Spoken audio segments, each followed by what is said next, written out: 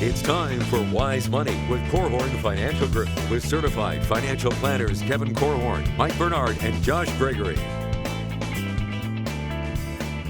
Welcome to another episode of the Wise Money Show with Korhorn Financial Group, where every week we're helping you take your next wise step in your financial life. Thanks for being here, friends. My name is Mike Bernard. I'm your host. I'm also one of the certified financial planners right here at Korhorn Financial Group. With me in the KFG studios, my business partners and fellow CFPs, Kevin Korhorn and Josh Gregory.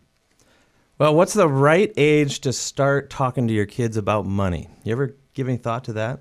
Do you wait until they have their first job? Do you wait until they're in college or high school? I think about them having jobs a lot. I probably spend more time than I should thinking about when are these guys going to start working. Get off the payroll a little bit here. Well, not just when, but then how. How do you do it effectively? That's what we're talking about on today's show. That and more coming up here. We're getting a lot of questions, a lot about taxes as well. And then, the world of finance is just volatile. It's VUCA. So reach out to us. We'd love to help. And then if you have questions, you can send them to us as well. So online, wisemoneyshow.com, you'll find us there. You can also call or text in a question, 574-222-2000. That's 574-222-2000. And then most engagement comes on social media, whatever platform you're at, we're there as well. We're not on Reddit.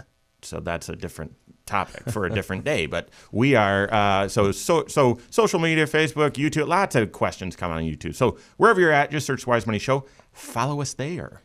You look like you got something to say, Kevin. Well, just excited? Yeah, I am pumped. But in the spirit of being a jargon-free zone, when you throw around words like VUCA, volatile, uncertain, complex, and ambiguous. Yes. The world is getting more that way, and hopefully the Wise Money Show can be a beacon of light or some way for you to make sense in a VUCA world. Speaking of making sense, when you have the talk with your kids, the talk, it's just awkward and you're nervous and, you don't want to have the talk. They don't want to have the talk. Palms are sweaty. But if you don't tell them, if you don't talk to them, spaghetti. Exactly where my mind went. If you don't have this talk with your kids, they're gonna figure it out themselves, or someone else will have to have the talk with them. Yeah, the talk about finances. Yes, the talk about finances. Yep. How do you? This is. Excuse me. Thanks for the cough. I'm glad the cough button's working today. No, when I think about this, I want this to be a positive, uplifting, encouraging conversation today. But my mind goes immediately to what not to do. So I would say if you're saying what to, we're going to talk about what to do, but I'll just tell you what not to do.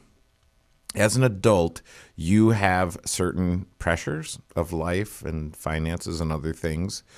Whatever you do when talking to your children, do not put your pressures onto your children. And I've observed from personal experience, not in my own family, but I have observed this. I've had a front row seat to this, where parents talk to children about money, and the only thing that really happened was there was a almost not even a transfer, but a sharing of burden and responsibility onto children who could do absolutely nothing about it. Except worry. Except be worried and distressed and concerned. Yeah. So this is easy. It's easier than you might think to get it wrong. So I'm going to encourage you to go into this conversation, but there it is possible to go in the ditch. I'm glad you started there, though, because if we've learned anything about this generation that's growing up right now, so current parents, your children have maybe not yet left your house, maybe they just recently left your house, they're off to college or something. This generation struggles with worry and anxiety and stress more than any other generation. And I tell you, there's plenty of Americans that would attest to money being one of their biggest sources of worry and concern. And so I love that you're saying don't put that on your kids, but do the opposite, right? How do you make sure that you give them great coping skills, great decision-making skills, so that when they leave your house, this is a familiar landscape for them. You know, they're not entering into a world of money decisions that they've never really seen or heard about before, and it's not something they have to fear or be concerned about. So we're talking about having the money talk. This is a two-part. This is a second segment of a two-part series on talking with amongst your family about money. The first one, that if you missed it, catch it on podcast or YouTube. It was last week, and it was about talking to your adult children as you're getting older, as you're aging, about your finances. But now we're talking about how do you prepare your young children? How do you talk to them about money? So why is it important, and when should you start? Well, it's critical because if there was ever an area of their life, their future adult life, where you need to send them out of your home having great skills, having great values, and having great habits, it is in the area of money. And where else are they going to pick those things up? I mean, we were talking about this generation and what makes them different. They are filtering their entire lives through social media right now. And, that is, boy, you talk about a filter that skews everything and maybe sends the wrong message, maybe helps them come up with the wrong values, and certainly, the wrong skills. And you know what else? Regarding money, there's this emerging trend within TikTok. You won't find Wise Money on TikTok, not yet, until Lindsay forces us to go there. But you'll see some teenagers or some young adults talking about how they're borrowing money on margin and buying stock. I saw one, I'm not kidding, it looked like a train wreck in slow motion of a young kid, couldn't have been more than 22, in his Robinhood account that had, I think, $10,000 in it. He turned on margin while he was recording himself. Turned on margin, and they allowed him to borrow $100,000. Wow! So he went to start investing, and then he changes it and says, "Oh, well, guys, I wasn't able to borrow the full $100,000. I was only able to get $75,000. But I bought some calls on Tesla. Let's see how it goes." Oh my goodness! I'm not kidding. I'm not kidding. And so it looked cool and hip and whatever, but I mean, I just used the word hip. See, I'm aging myself. But I mean, this is the thing. Social media is influencing these kids, and it can have a financial or money influence as well. You got to get out in front of it. So they're on social media at 10. Are you saying that you should have the financial talk or start talking about finances at 10? Or should it be 15 or what? 5? I think it should start as soon as they can understand what money is and just progress as they're able to comprehend more. But they are getting it. I mean, what age were your kids when they started thinking about what kind of side hustle they could have? Because they do watch YouTube videos and things about people making money when they're 12. I mean, but would you call the lemonade stand a side hustle? On the driveway, at the end of the driveway where 8 cars drive by in a day. So yeah, okay. So let me grab that so we can refer back to it. Start talking to your kids about money as soon as they're able to understand money. Is I think what I heard you say, Josh. Yeah, starting to understand the. Well, concept. Josh, I'll let you answer that. Well, I'm just saying they get certain aspects of money already, or they're needing to learn it because they have wants and desires. They see things that could be purchased. They are being marketed to like no generation before them. And so they have to start learning this stuff and building the skills, if for no other reason, because they need to be able to defend themselves from the marketers that are coming after them. So we're gonna take it even deeper than that. How do you? I think there's more to that. How do you introduce the topic of finances? What's the safe way to do it? And then how does that discussion, those details, progress? And then how do you do this well? We've got all that and more coming up on the Wise Money Show with Korhorn Financial Group. Hey YouTube, thanks for being here. This is the Wise Money Show. You're at the Wise Money Show channel. If you're not a subscriber, make sure you hit that subscribe button, turn on notifications. If you like the content, smash that thumbs up button and share it. Leave comments below. What you're watching right now is our weekly 1-hour talk show that airs right here on this channel, also on podcast.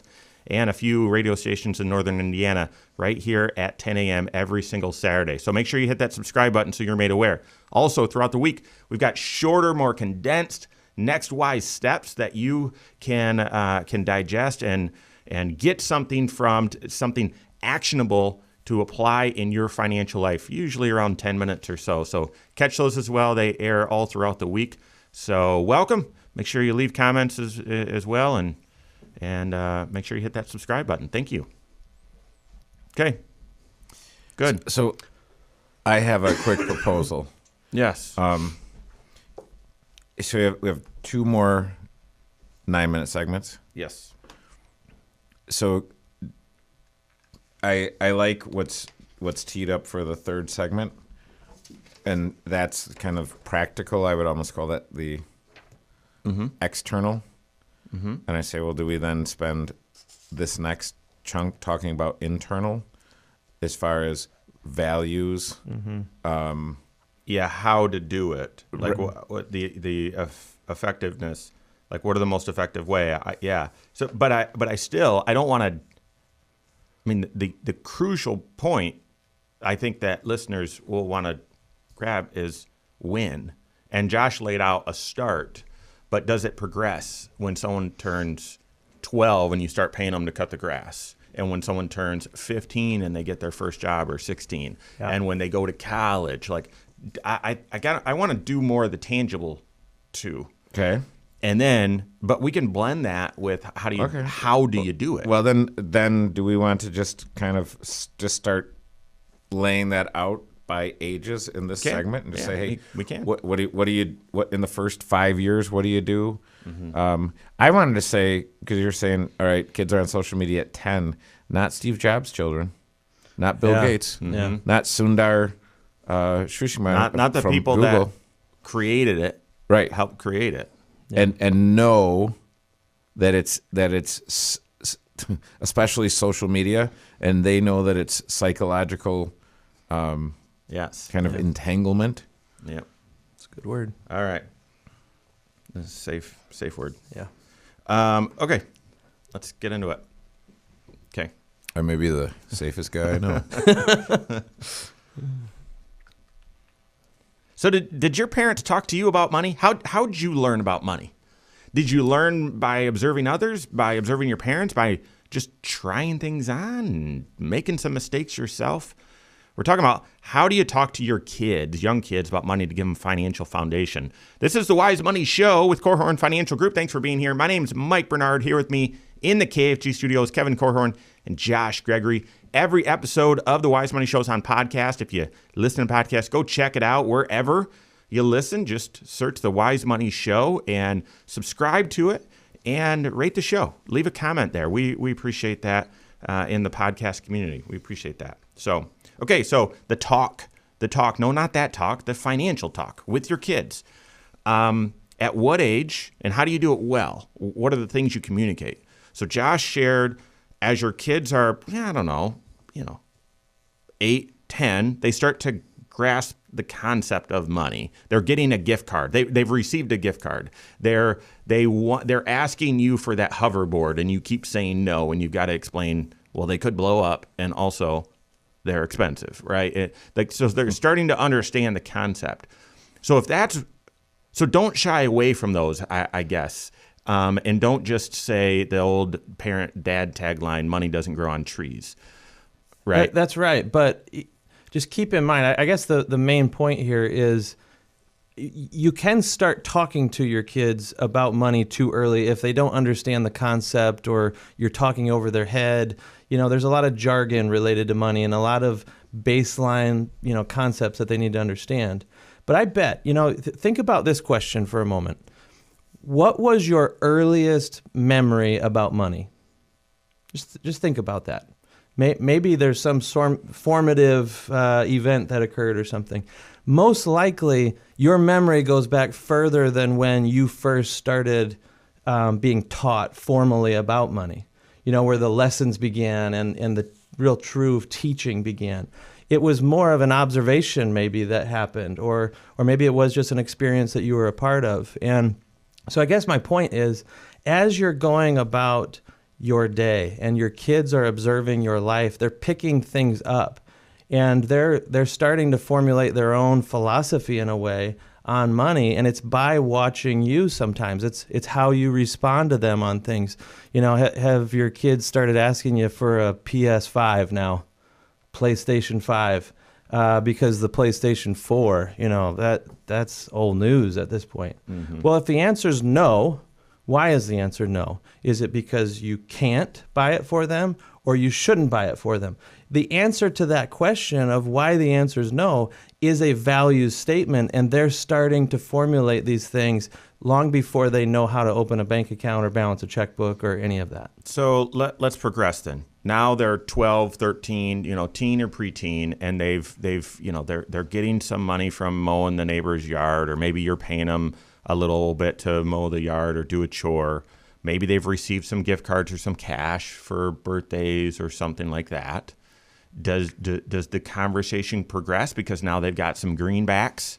For sure it progresses. But I go back even further. When I think about my kids, their earliest, they wanted currency, but when they were young, currency was candy and other things. But they were always concerned with things that had value and how do they exchange value.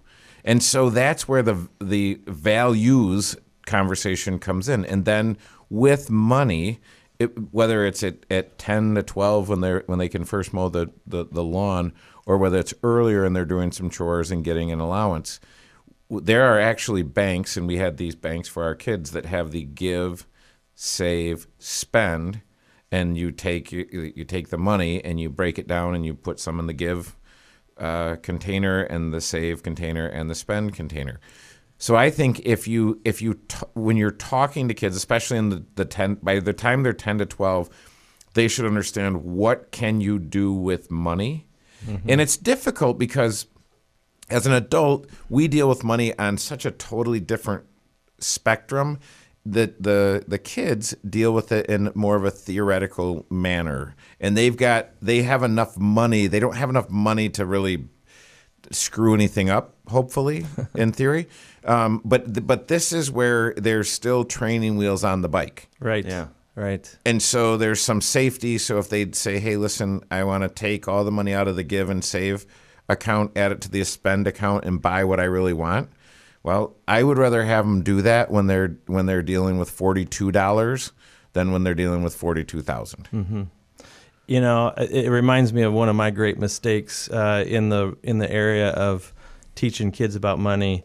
When our kids had cash, they got birthday money or Christmas gifts or something like that, and they wanted to go buy something, I overanalyzed with them. Okay, now is this really something that you want? Is this the best purchase for you? And I would basically, just take all the joy out of the purchase for them. And a lot of times they would eventually be like, forget it, I don't want it now. And I realized after doing a little bit of introspection, I was basically wanting my kids to get out of my house someday with a perfect track record of great financial decisions. Don't make any mistakes. Don't waste your money on this purchase over here. And now I'm realizing, no, the far better thing is how do you help them make mistakes in a safe way while the training wheels are still on and grow from the mistakes? That's what matters, right? Not that I've given them an adult way of, processing decisions and I want them to do it just like I would. Because the reality is when I was their age, I was stupid with money. Yeah. Right? And I needed to learn from some of those natural consequences. So not protecting your kids, you have to put them in a position where they actually get to make some choices, because making choices and decisions along the way is how they can learn with money. No doubt. And you have to. And, the allowance question, I'm not going to touch that one. Maybe we'll get into it later. But basically, you've got to have your kids get some practice with money. Now, should you pay an allowance? I don't know, but have them practice. Okay, so let me recap. So as your kids are growing and becoming more observing in the world and the construct of money, communicate with them values. Don't sit them down and have them build a budget, but start communicating values about money. As they start getting some of their own, typically 12-ish maybe or whatever, when you start an allowance, whatever, that's when you provide a little bit of the basic format, which is, I completely agree with Kevin, give, save, spend. And you let them spend or encourage them to spend and then see if they will. Kuiper will not. He hates it. Like, he will not spend money. Love that. Love it. And Because then he knows you'll get it for him, right? Then He's a smart kid. I helped him get into an index fund and charged him nothing. But then as they start getting a job, that's where I think, so that's usually around high school. I think that's where you need to start. You need to increase it more and start delivering skills, hopefully on the foundation of value, but skills like some sort of rudimentary budgeting that goes beyond the 3-step, and some discussion about credit as well, which we're going to talk pretty soon about. When should your child get a credit card? But I think you got to start equipping them with those skills. One of the places that we're giving our kids that type of experience is with their clothing budget. You know, back at the beginning of the school year, we said, well, here's the money that we would have probably spent to refresh your wardrobe, replace the stuff you've grown out of, that sort of thing. And we gave it to them and had them, kind of go through and budget, and they had to keep track of what they spent. Every single one of them left that clothing buying experience with cash left over. And because they all were virtual. They bought sweatpants. Yeah, exactly. That is what they want to wear. That's sweatpants and hoodies. All right, I could get away with that. We're gonna make this more practical. When do you get your kids a bank account? When do they get a credit card? How involved should you be in some of those things? And what are some of the other skills that you've got to teach them? We've got that and more coming up on the Wise Money Show with Korhorn Financial Group. Good. I don't see how this is going to be 3 segments, but we'll see what we can do. Well, we can. Yeah, the only trick is the one radio station, but I just can't. But I think the last one we did pretty much cut off mid content. Yeah. Well, listen, we should say, turn that dial if you want to hear the rest of it. Yeah. All right. So let's pick back up that the teenager, the high schooler making a little bit of money, and there's so much we can hit here, so much. But before they go off to college into the Air Force, I think, to me, I'm saying, well, let's just I would just tell people, look, this is what I did with my kids. Mm-hmm. Can. And think about this. Got it.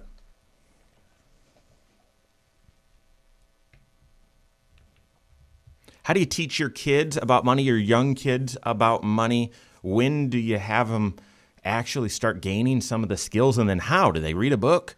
Do you open your checkbook and show them what you're doing? I mean, how do you transfer these skills? We're helping you with all of that right now. This is the Wise Money Show with Korhorn Financial Group. Thanks for being here. My name's Mike Bernard. Here with me in the KFG studios, Kevin Korhorn and Josh Gregory. Make sure you engage and follow all content of Wise Money. You'll find us online, wisemoneyshow.com, as well as wherever you're at on social media. We're there as well. Just search Wise Money Show and follow us there. And submit questions, engage with us that way. Appreciate that. All right, so establish values with your young kiddos, 8 to 10, as they're starting to observe and kind of see the construct of money, how it works. You're not micromanaging. You're letting them make mistakes, make some decisions, and you're sharing values, okay, as a foundation. Then preteen, early teen, they start having a little bit of money of their own, but they didn't really earn it. It was chore money or it was birthday money or whatever. And that's maybe their first budget. Give, save, spend in that order, and work with them on that. And then have them, don't do the Josh and overanalyze their, Josh, it's Mike, it's all of us, overanalyze their spend decisions. Let them go, let them make some mistakes.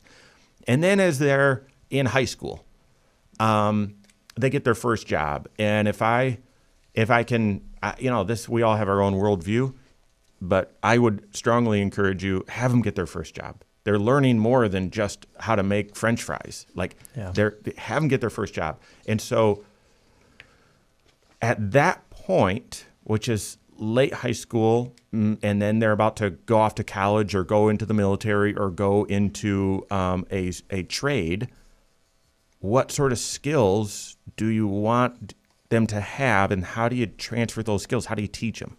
Well, hopefully along the way, whatever kind of big ticket items they want, you've helped them understand how it works and that there's an exchange of value. And you say, well, what kind of value do they have? And so for my children, it was, look, you got to type 60 words a minute, and then you can get your cell phone. So because they didn't have the money to buy a cell phone, they had to do a book report in order to get their whatever video game it was that they wanted at the time. And so I would help them understand that the best things in life are free and everything else is fairly expensive. So if you're a business owner, I would consider employing your children, because right now you can basically pay your children $12,000 and they don't pay federal or self-employment tax on that up to a certain point, up to a certain age. So you can pay them a pretty decent chunk of money. They will pay state tax depending on your situation where you live. But I'd say pay the kids. And if you pay the kids, if they have earned income and file a tax return, they can fund a Roth IRA. So have the kids funding Roth IRAs. There are certain companies that allow for basically a custodial Roth IRA or a minor's. That's stuff you don't need. That's jargon stuff that you don't need to get into. Work with your CFP. They'll help you figure out the right. But place I'd say, for it. have them funding these practical things, and then have them looking at a quarterly statement. The most practical things you can do is actually put flesh and meat on the bones to say, look, this is what a quarterly statement looks like. Hey, we're going to set up a bank account for you. Hey, this is the family credit card. We're going to get one with your name on it and that you'll have and carry with you as a teenager. Yep. And so that helps them understand, hey, well, first of all, it helps them with in the event that they're ever in a pinch. But it actually helps them build credit and some other things. So I would say by 15, 16, hopefully by 16 or 17, your child's working, but probably 15, 16, 17, you've got that bank account for them, if not before. Once they've got some money that is more adult than the piggy bank, get that bank account open. But certainly by 18, I'd get them on the family credit card. And if you're not sure how to do it because they don't have income and all of that and they're not eligible, certainly had that. And some of you listening have heard that as well. All right, I need to be the dissenting vote on this one here. What's that? The family credit card idea. I personally think you need to make sure, before you go that route, they need to fully understand their own cash flow, their own budgeting and everything. Yes, and for sure. And one of the ways that you first do that is maybe getting them connected with a debit card. They need to build the skill there, because how many adults do you know who get themselves into credit card debt because essentially a credit card company is allowing you to keep spending when the money's gone?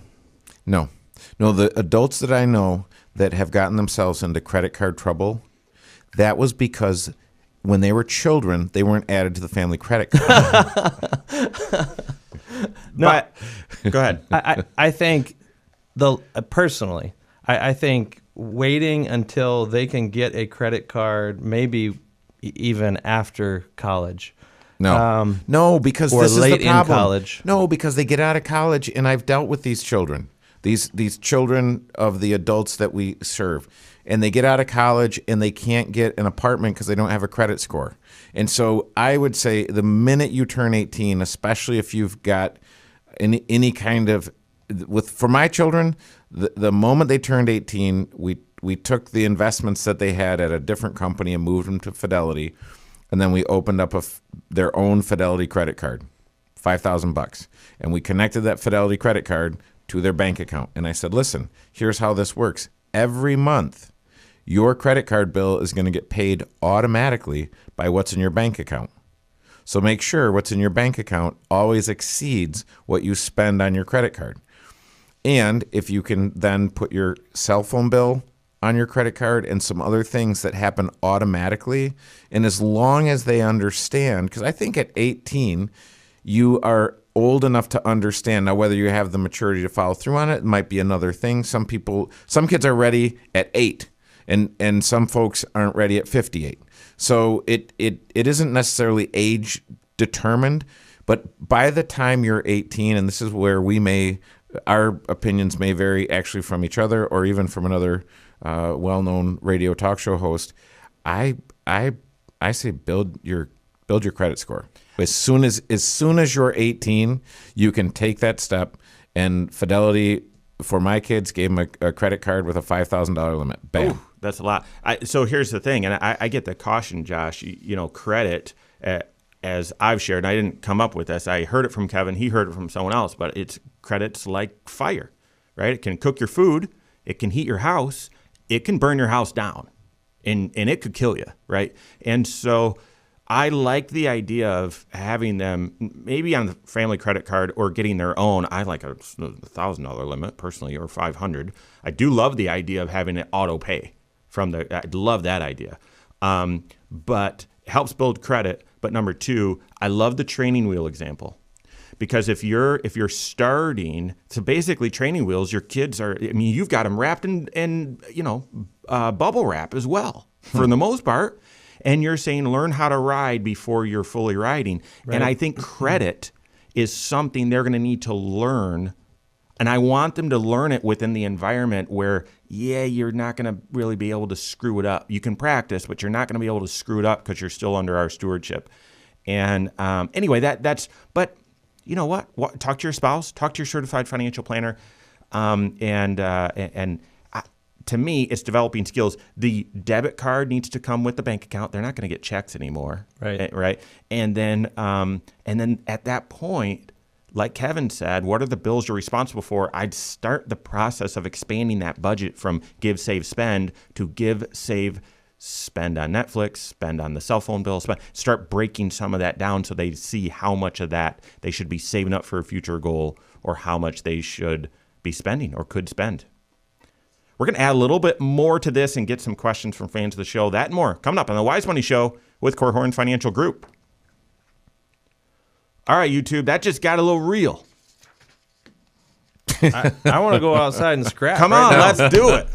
Just kidding. To me, so my folks, I did a video about how I learned about finances, and I think we should each do one. Yeah. And post that. So I would encourage you guys. The video's right, the camera's right there. Go and do it. But I earned a little bit of money, similar to Kevin. Do a book report and we'll buy you something. It was do a book report and we'll give you some money. And my grandpa said, "Let's go buy a CD. Let's go get a CD with that."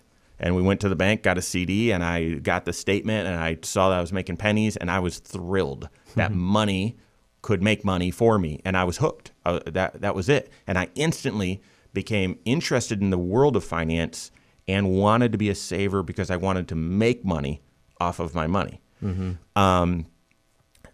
So I had an unbelievable foundation.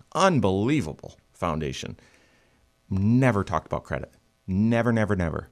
So as I earned money in college, I thought, well, I should get a credit card. And I stopped by and I got a credit card because of the T-shirt.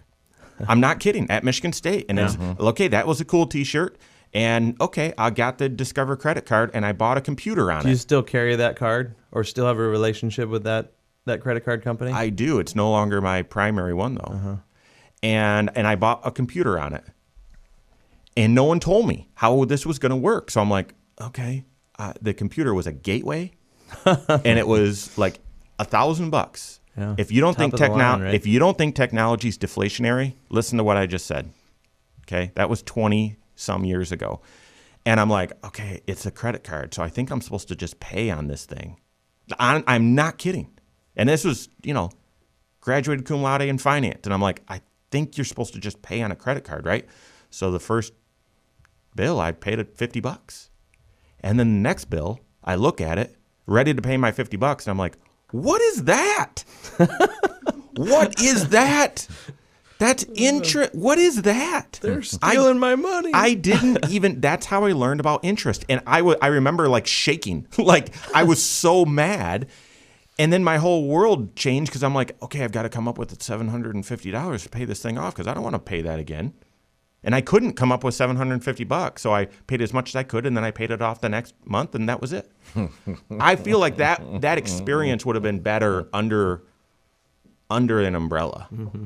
Anyway, but that's so your me. computer outlasted the credit card balance then, at least? No, I set that thing up in my apartment that was above the Riv, if anyone is familiar with Michigan State, and it was, I basically I lived in an apartment that was the size of this table, and so the computer was so close to the window that the sun melted the computer.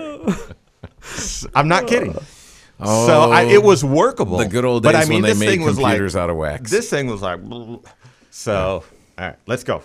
Fourth segment. What are we? I think we pick it back up and wrap it up, and then we can look at questions. I'm okay doing the whole segment if there's more to talk about, because I like the idea of should you fund the Roth for your kids? How involved should you get? Should you pay off the kid that went wild and rogue on the credit card and all of a sudden has 10 grand built up? Do you pay that off for them? Like student loans. I think we could do a whole segment, and it would be helpful. Mm-hmm. But if not, I've got questions we'll get into. Mm-hmm. Okay. Sorry for the long story there, YouTube. Don't shame me for it. Should you fund your son or daughter's Roth IRA for them? When they make a credit card mistake, should you pay it off? Should you monitor how much is in their bank account? Should you be listed on their bank account? Big parenting questions here regarding finance. We're going to help you with them right now. This is the Wise Money Show with Korhorn Financial Group. Thanks for being here. My name is Mike Bernard. In the KFG studios with me, Kevin Korhorn and Josh Gregory. Every episode of the Wise Money Show is on the YouTube channel. In fact, I'm looking at the camera right now. Check it out. Go to YouTube, search the Wise Money Show. Follow us there. So subscribe to it and like the content. Share it as well. We appreciate that.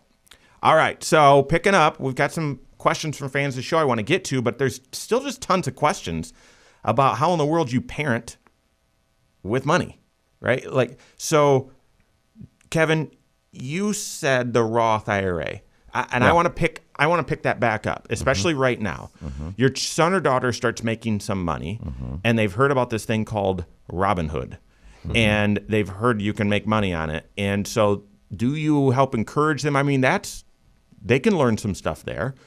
Or is that just a mechanism for investing, and really they should be opening a Roth IRA, funding that, and investing there? And then, so, like, I guess, how does that work, and how would you, pros, cons? Yeah, I think when I think of Roth IRA, I think of, all right, I earned this money. And a lot of times a younger child is quite possibly saving money to do their education. So if I'm saving money for education, should I also save money in a Roth? And so this is where, again, the whole planning idea comes up to say, okay, how do I prioritize? I probably shouldn't put my college money in Robinhood. I probably shouldn't put my college money in a Roth IRA. So if I've got my college done and taken care of the way it's supposed to, then I might think about funding a Roth. A lot of times what I've seen is parents say, my kid had $2,000 of earned income. They've put that in their piggy bank. They've give, save, spend. They've done whatever. But I can actually put $2,000 in a Roth IRA for them. They don't even need to know about it. So I can set that up and put that in the Roth IRA for them. The thing that I like about doing that, and I think I like about the parents funding the Roth IRA for the kids, is that then at some point in time, when you talk about the talk, Mike, here's the talk, hey, listen, we've got $5,000 in a Roth IRA that we've been saving for you. You can take out the basis and spend it. Or you can leave it here. If you leave it here, there'll be more where that came from. Just have the doubling talk with them, not the Dublin talk, the doubling talk about that basis, because we've done a whole show about that, the Rule 72, how many doubles can you get in your lifetime, and so. I love that idea, by the way, the contribution to a Roth IRA. And to me, the very best scenario is when you already know that you're on pace for your own financial goals, and maybe you're even on pace to get to the end of your life and have extras left over. There are plenty of folks that got started early enough, they've been diligent, they've been successful with their investments, and maybe there's a surplus. And why not maybe use some of that surplus during your lifetime to bless your kids and maybe put them in a position where they're starting to get some of that experience and knowledge and skill earlier than they otherwise would have chosen, because maybe they're wiping out some debt, maybe they're trying to raise a family, that sort of thing. And they just haven't learned to prioritize the investment of money yet. But that goes back to, do you know where you stand in your financial life? And a decision like, should I open up a Roth IRA for my kids, that has certain tax ramifications. We like to look multi-generationally at a family's tax picture. Maybe there's a way to get this money into a tax-free account and save huge dollars over your family's future. But it also has to do with your own resources. Have you gotten yourself in a position where you know you're on pace to achieve your most important goals? And the only way that I know how to do that is through building your own financial plan and knowing where you stand at all times. And that's the context for making a decision like, hey, should I help my kids in this way?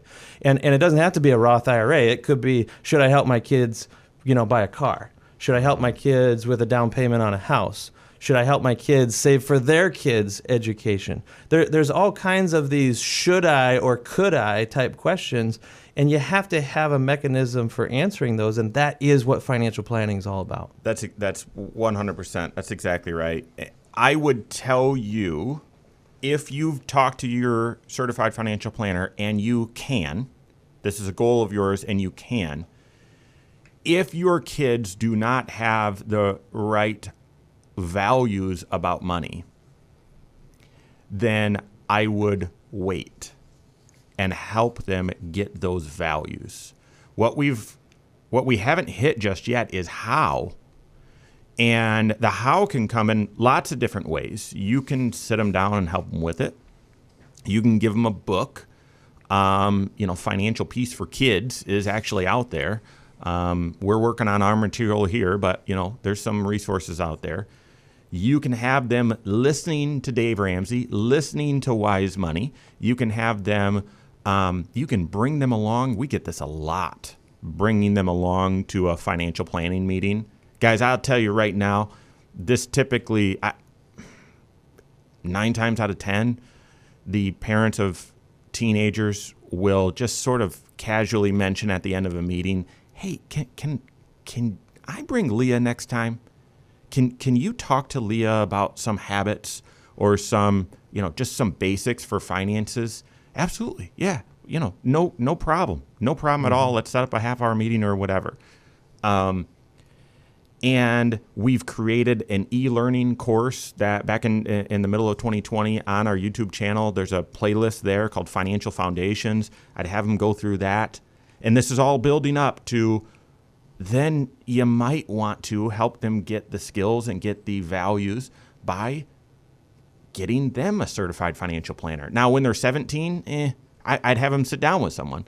But, when they're 22, when they're 24, when they're 23, then they're starting on their own, and they're maybe a little tone deaf from you, or maybe their situation, they want to keep more private or something and do their own thing. Hiring a certified financial planner for them could be a way that you can help them get the values or be wise, make wise choices. Absolutely. When I think of the word values and how to pass those on, to me, inherent in the concept of values is the word why. It's the why behind the decisions that you make. That's what values are, right? I value that over this other thing, or I do this because of that. What's the why behind it? And it kind of goes back to the start of the show when we were saying, well, when do you get started with stuff like that? Immediately. As soon as your kids can talk, they're starting to formulate their opinion of what your why is. And hopefully they're catching some of that along the way. And I would just encourage you to get vocal with your finances. As you make decisions, let your kids see many of your decisions and help them to understand the why. Why don't you worry about money? Well, because God's my provider. I put faith in him. Or why haven't you made that purchase? Well, we haven't saved enough for it yet. Why can't we do this right now? Well, we don't want to go into debt for that. You're broadcasting to your kids what your values are or what your why is when you kind of peel back layers of the onion and not just let them see the decision or the aftermath of your decisions, but what was the why up front. Yeah, I think, in summary, as soon as your kids are able to spend money, you should start talking to them about saving it and talking to them about money. The other thing that I would encourage you to not do is anything for the kids that they can do for themselves. And I actually was just having this conversation with one of my children. I have 3. One of my children said, hey,